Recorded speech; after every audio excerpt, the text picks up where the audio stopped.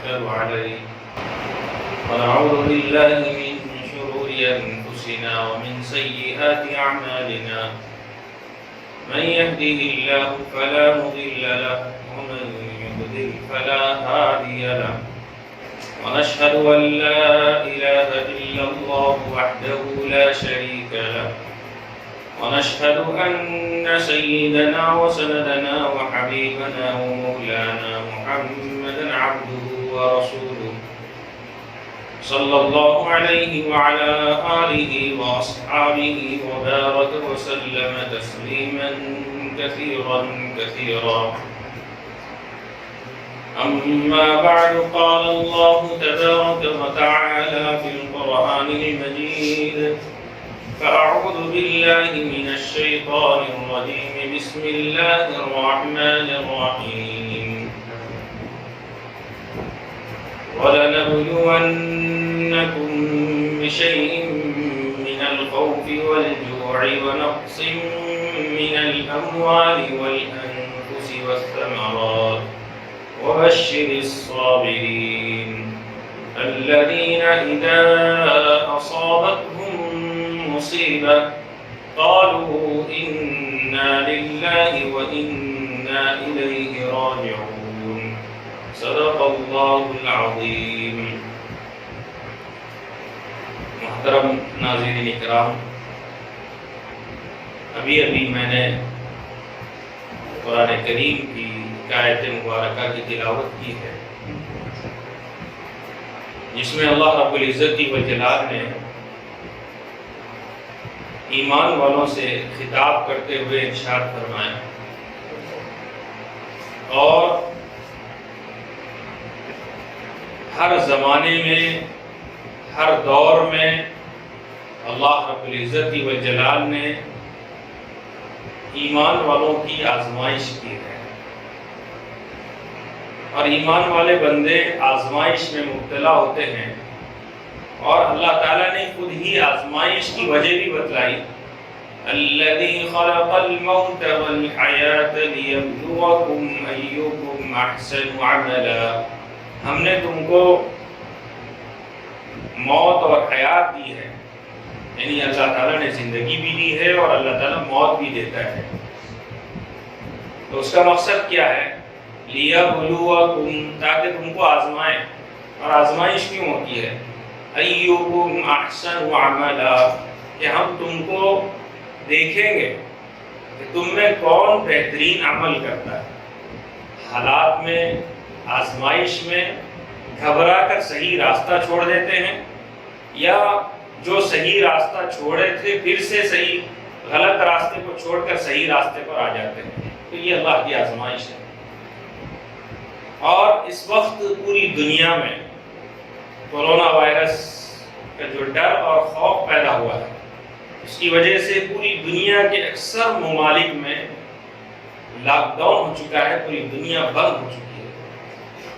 جس دنیا کو ہم سب کچھ سمجھ رہے تھے، دنیا کی زیب و زینت کو سب کچھ سمجھ رہے تھے، دنیا ہی سب کچھ سمجھ رہے تھے، اللہ تعالیٰ نے بتلا دیا کہ میں کورونا کا خالق ہوں، اور دیکھو میں ایک چھوٹی سی بیماری سے تم کو کیسے تمہارے گھروں میں نے بند کر دیا۔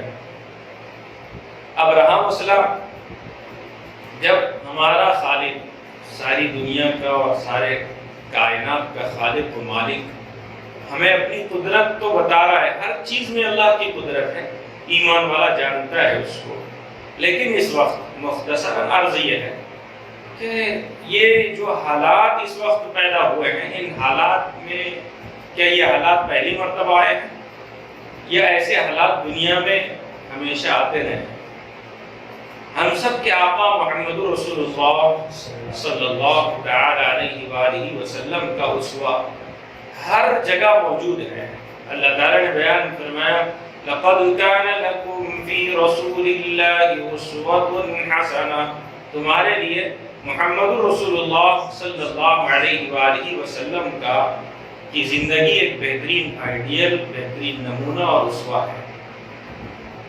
آپ کو یاد ہوگا کہ اس وقت جو لاک ڈاؤن ہے، ہم پریشان حال ہے، ارے یہ کیسے ہو گیا، ہم کو کیسے حالات سے گزرنا پڑ رہا ہے، ہم کو مسجدوں میں آنے نہیں دیا جا رہا ہے، مسجدوں سے روکا جا رہا ہے۔ یاد رکھیے آپ کو مسجد سے روک رہے ہیں اس بیماری کی وجہ سے، لیکن آپ کو کسی نے نماز سے نہیں روکا ہے، عبادت سے نہیں روکا ہے۔ عبادت تو ہر جگہ ہوتی ہے، ہر گھر میں ہوتی ہے، اور کائنات کی جتنی چیزیں ہیں اور ہر جگہ مسجد ہے، ہر جگہ جہاں ہم سجدہ کرتے ہیں وہاں مسجد بن جاتی ہے، جہاں ہم سجدہ کرتے ہیں وہاں مسجد بن جاتی ہے۔ تو اب تو ہر گھر مسجد ہو جائے، ہر گھر مدرسہ ہو جائے، اور ہر گھر عبادت کا مرکز بن جائے ان حالات میں۔ تو میں یہ بتا رہا تھا حضور اکرم صلی اللہ علیہ وآلہ وسلم کے زمانے میں ایسے حالات آئے، جب آپ صلی اللہ علیہ وآلہ وسلم نے پیغام حق کا اعلان کیا، دین کی دعوت کا اعلان کیا، تو آپ کو بھی ہوم کوارنٹائن کر دیا گیا، بلکہ آپ کو قید کر دیا گیا، شعبہ ابی طالب کی گھاٹی میں آپ کو محصور کر دیا گیا، آپ کو اور آپ کے پورے خاندان کو سوشل بائیکاٹ کر دیا گیا۔ کوئی ان کے پاس جا نہیں سکتا تھا، کوئی ان کے پاس ٹفن لے جا نہیں سکتا تھا، کوئی ان کے پاس توشہ نہیں لے جا سکتا تھا، بچے بھوک سے بلبلاتے تھے، اور زیادہ بھوک ہو جاتی تو جو ملتا تھا کھا لیتے تھے، پتے کھا لیتے تھے، اور اگر اونٹ کی چمڑی ملتی تو چمڑی کو کھا لیتے تھے۔ ایسے حالات، ایسے خطرناک، روتے تھے بچے، بلبلاتے تھے، عورتیں روتی تھی۔ حضور اکرم صلی اللہ علیہ وآلہ وسلم خود پریشان ہو جاتے۔ اب اس وقت ہمارے ساتھ ایسے حالات تو نہیں چل رہے، ہمارے ساتھ ایک آزمائش ہے، اور اس آزمائش میں انشاءاللہ اللہ تعالیٰ قریب ختم کر دیں گے۔ لیکن ان آزمائش کی گھڑیوں میں اللہ کے نبی صلی اللہ علیہ وآلہ وسلم نے کیا کیا؟ یہ لاک ڈاؤن کا زمانہ چل رہا ہے، تو کیا ہم بیٹھ کر گپ شپ کرتے رہیں اور موبائل پر گندی چیزیں دیکھتے رہیں، یا کہیں دو چار لوگ بیٹھ کر ادھر ادھر کی باتیں کرتے رہیں؟ یہ وقت تو اللہ کی طرف رجوع ہونے کا ہے اور حالات پر صبر کرنے کا ہے۔ کتنے گھروں میں آج بھی راشن موجود ہے، ہاں بہت سارے گھر ایسے بھی ہیں جہاں کھانے کے لیے کچھ نہیں ہے، لیکن وہ حالات تو نہیں ہیں جو محمد رسول اللہ صلی اللہ علیہ وآلہ وسلم پر تھے۔ وہاں تو کچھ نہیں تھا، چولہا بھی نہیں تھا جلانے کے لیے، لکڑیاں تک نہیں تھی۔ آج ہم دال کھانا کھا کر، کچھ چٹنی روٹی کھا کر بھی زندگی گزار سکتے ہیں، ایسے حالات ہیں، اور لوگ ایک دوسرے کا تعاون کر رہے ہیں، اہل خیر حضرات اپنا پیسہ مال جان سب کچھ خرچ کر رہے ہیں۔ تو ایسے وقت میں ہم کو کیا کرنا چاہیے، اور کس طریقے سے اللہ کے نبی صلی اللہ علیہ وسلم نے اللہ کو منایا ہے؟ رو رو کر، گڑ گڑا کر۔ شعبہ ابی طالب میں جب آپ محصور تھے تو اللہ کی طرف رجوع ہے، اور خوب دعاؤں کا اہتمام کیا۔ ایسے دعاؤں کا اہتمام، اللہ کو راضی کرنا، اللہ ہی ان حالات سے ہمیں نکال سکتے ہیں، اللہ کے علاوہ کوئی اور ہمیں ان حالات سے نہیں نکال سکتا۔ آج بڑی بڑی طاقتیں اپنی ہاتھ ٹیک چکی ہے، گھٹنے ٹیک چکی ہے، ایک معمولی کورونا وائرس کے ڈر سے سارا عالم لاک ڈاؤن ہو چکا ہے۔ اندازہ لگائیے اللہ کی طاقت کیسی ہے۔ تو اس لیے ان حالات میں ہمیں گھبرانے کی ضرورت نہیں ہے، اللہ کی طرف رجوع ہونے کی ضرورت ہے۔ اور پھر بھی اگر حالات آ رہے ہیں، بھوک سے پریشان ہیں، باہر نکلنا دل بول رہا ہے لیکن نہیں نکلنا چاہیے، یہ بیماری ایسی خطرناک ہے، بتایا جا رہا ہے، تو اس سے ڈرنا بھی چاہیے۔ جب مسافہ نہیں کرنے کہا جا رہا ہے تو مسافہ نہیں کرنا ہے، مسافہ کرنا سنت ہے، لیکن اس وقت علماء یہ کہہ رہے ہیں کہ نہیں کرنا چاہیے، تو اس کو نہیں کرنا یہ سنت ہے۔ تو اسلامی تعلیمات پر عمل کرنا، جب علماء جو رہبری کرے اس پر عمل کرنا نہایت ضروری ہے۔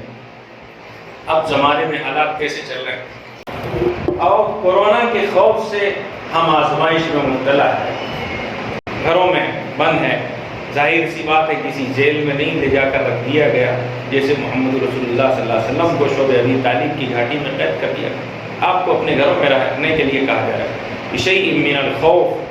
اب یہ خوف کی وجہ سے، کورونا وائرس کے خوف کی وجہ سے جب گھر سے باہر نہیں نکل رہے ہیں، تو پھر اگلا مرحلہ کیا ہوتا ہے؟ وَالْجُوعُ، کہ اب بھوک کا مسئلہ آتا ہے، بھوک کی شدت ہے، ترکاری نہیں مل رہی ہے، کھانے کو کچھ نہیں مل رہا ہے، کیا کرنا ہے؟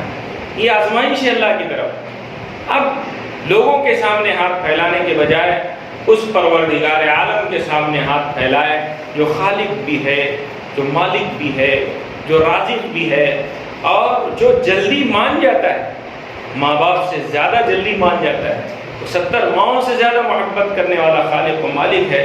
وَلَنَبْلُوَنَّكُمْ بِشَيْءٍ مِّنَ الْخَوْفِ وَالْجُوعِ، پھر آگے ہم تم کو آزمائیں گے کسی چیز میں مبتلا کر کے، بِشَيْءٍ مِّنَ الْخَوْفِ، خوف میں مبتلا کر کے، وَالْجُوعِ، کسی چیز کا خوف یا بھوک کا خوف، وَنَقْصٍ مِّنَ الْأَمْوَالِ، اور مال کی کمی کا خوف۔ ظاہر سی بات ہے کسی کا پیسہ اس کے پاس ہے لیکن پیسہ نہیں آ رہا ہے، بڑے بڑے مالدار لوگ ہیں ان کے ہاتھ میں پیسہ نہیں ہے، اور حکومت یہ اعلان کر رہی ہے کہ جو لوگ کرایہ دار ان کے مکانات میں ہیں تو کرایہ نہ لے، اور دکانات کے کرایہ نہ لے، کسی چیز کا کرایہ نہ لے، کرنٹ بل معاف، یہ سب معاف۔ وَنَقْصٍ مِّنَ الْأَمْوَالِ، یہاں مال کا بھی نقصان ہو رہا ہے مال والوں کو، تو یہ ایک آزمائش ہے مال والوں کے لیے بھی۔